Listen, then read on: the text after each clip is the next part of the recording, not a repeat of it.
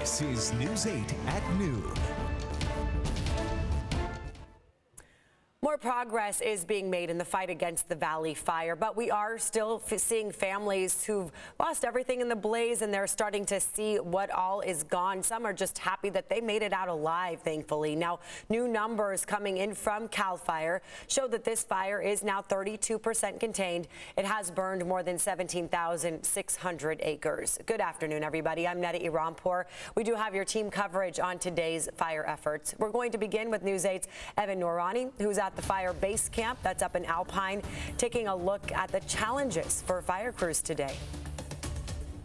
Good afternoon, Neda. Yeah, the media conference that just took place struck a different tone compared to what we were seeing just a couple days ago. At that media briefing, what they basically pointed to was much more positivity in this fire. They've seen the acreage gain much slower than what we saw, say, on Saturday and Sunday. So very slow in terms of the size of the spread of this fire. We've also seen containment levels go up. So we were able to talk just ahead of that press conference, that media conference, to one of the fire officials, and here's what they had to say. The wind event showed up late, it left early. We couldn't be more happy about that. It's still gusty out on the line, still gusty here.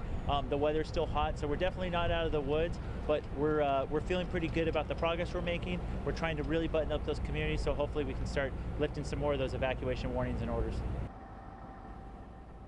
And this morning we saw firefighters gearing up for day 6 of the fight. That containment level did jump early this morning up to 32%, as you mentioned, Neda.